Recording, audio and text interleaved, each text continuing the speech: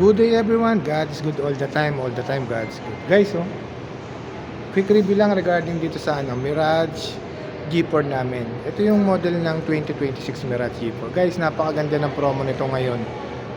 15,000 lang yung monthly nito guys. 15,000 lang, tapos ang cash out nyo lang guys 19,000 cash out. Inclusive na rin yung 1 year comprehensive insurance, 3 years LTO, and then shuttle mortgage. Guys, napakaganda ng promo nito. 15,000 monthly, 19,000 cash out. Tapos guys, babanggitin ko lang yung binago rito sa 2026 Mirage G4. Kung nakikita nyo guys, yan.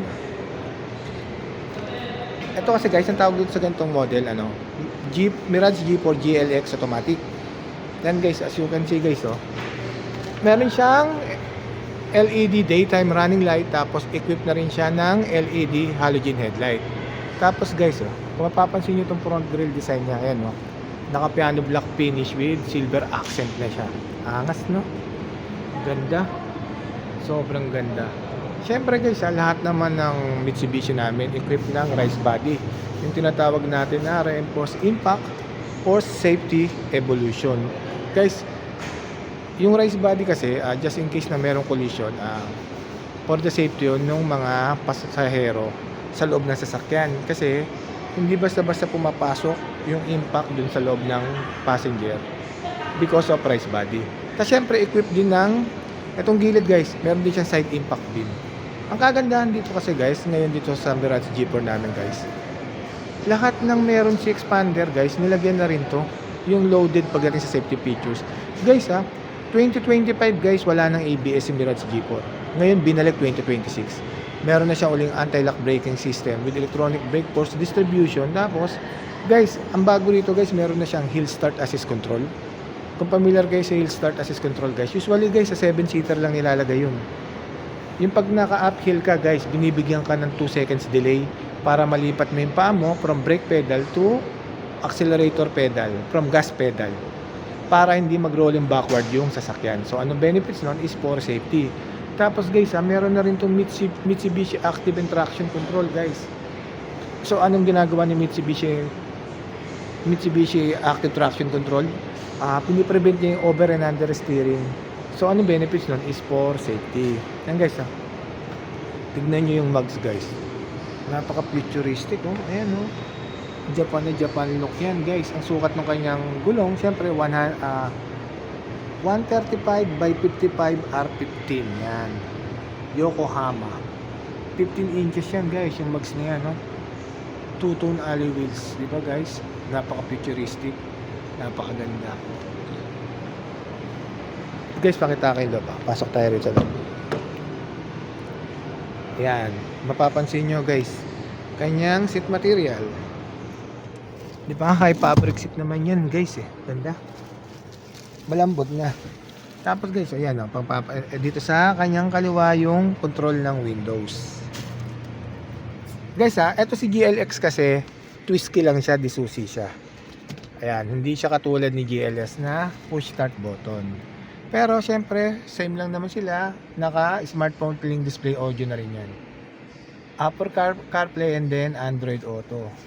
Tapos syempre, ang kanyang transmission is CVT, Continuous Variable Transmission. Guys, alam nyo kung advantage ng naka-CVT ka? Walang shift lock, walang delay kapag inapaka mo kagad itong accelerator, itong gas pedal, nandun ka na kagad. Yun ang kagandahan ng CVT. Yan. Ganda guys, no? Pakita ko guys yung hindi. Walang hawak ng mic pag pinakita ko yung engine. Hindi, mamaya guys. Ayan guys, dual airbags din to guys, Ayan, dual airbags. Tapos pakita ko yung likod guys, second row, kung ano yung bago sa second row.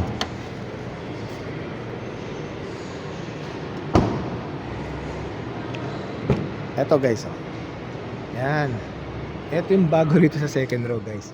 Dati kasi itong second row, wala namang headrest dito sa gitna. Tapos wala rin siyang, center armrest with cup holder. Yan guys, bago yan, center armrest with cup holder. O nga pala guys, ang tawag sa ganitong gulay is silver. Tapos guys, ito binuksan ko yung trunk. Grabe, napakaluwag nito Ito guys, so 450 liters yan guys. Sobrang luwag niyan, no? Kung mapapansin nyo guys, kasya lahat kayo dyan, no? Actually, kasya lahat hindi. Siguro mga 4 na tao kasya rito. Ayan, kahit matataba. 450 liters. Guys, pakita ko lang to, ha. Yan guys. Siyempre, equipped na rin siya ng LED sa kanyang taillight. LED and combination siya ng bulb type. Yan. Tapos may light reflector din dito. Yan.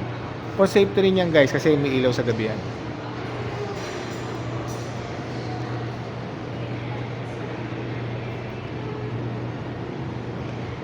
Actually guys ito si Mirage G4 guys marami nang nagsabi na client ko na hindi lang daw nag 22 kilometers per liter ang kaya nito guys. Sabi nila, lalo na yung manual, umaabot daw ng 26 yun. Siyempre, pagdating naman kasi sa fuel consumption, meron tayong mga factors na kinukonsider.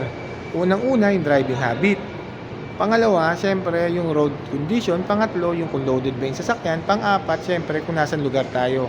Kasi mamaya, nasa traffic tayo, talagang sobrang iba yung konsumo ng gasolina. Pero kapag ka nasa expressway ka, nasa maluwag kang kalsada, nasa probinsya ka, sobrang sobra talagang tipid. Pero actually guys, ito si G4 guys, city driving guys ang average niyan guys, 22 km per liter.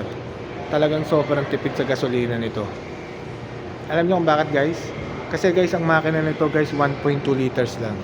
1.2 liters, 3-cylinder inline, pero naka-double overhead camshaft na siya with the technology of Maybach. Yung Maybach kasi yung Mitsubishi Innovative Bulb Timing Electronic Control System. So ano ba ginagawa ng Maybach? Pag naka-Maybach ka kasi guys, meron kang tatlong benefits. Fuel efficiency, less emission, and then more power. Yun ang kagandahan ng naka-Maybach. Guys, hindi. Pakita ko sa inyo yung engine guys. Hanap lang ako na maghahawak nung hindi, para bubuksan ko lang yan. Bubuksan ko yung engine. Wait nyo ako guys pakita ko sa inyo. Yun. Yun, inangat ko lang yung hood para pakita ko sa inyo yung engine bay. Ulitin ko lang guys yung engine ni Mitsubishi Mirage G4 is 1.2 liters, 3-cylinder inline, tapos naka double overhead camshaft na siya with the technology of Maybach. Yung Maybach, yung Mitsubishi Innovative Bulb Timing Electronic Control System. Meron tatlong benefits yung Maybach. Yung fuel efficiency, less emission, and then more power. Yun guys. Guys, wait lang pahawak natin to. Okay? Okay lang?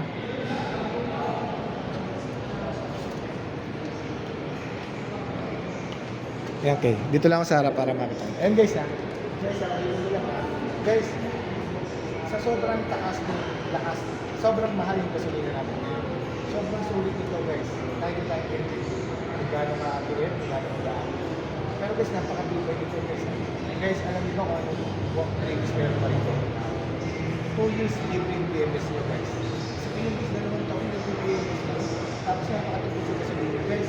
Ang average ito guys 22 km per liter. Sige na guys, sa 22 km per liter, tapos meron pa yung libreng 2 years na BMS. Tapos kasi ito ang monthly nito is 15,000 monthly na ang cash out nyo guys, 19,000 cash out. Itin ko lang po guys Guys, ang promo natin ng Mitsubishi Mirage G4 BMX automatic, 19,000 cash out, tapos ang monthly ng 15,000 monthly. Tapos meron ka pang dalawang taon na free BMS. Saan na guys? Yan guys dito ko lang po, nag-a-average si Mirage G4 na 22 ka lang tapos meron kami previous na 2 years free BMS, tapos ang cash out mo lang 19,000, tapos ang monthly ko lang 15,000. Yan guys,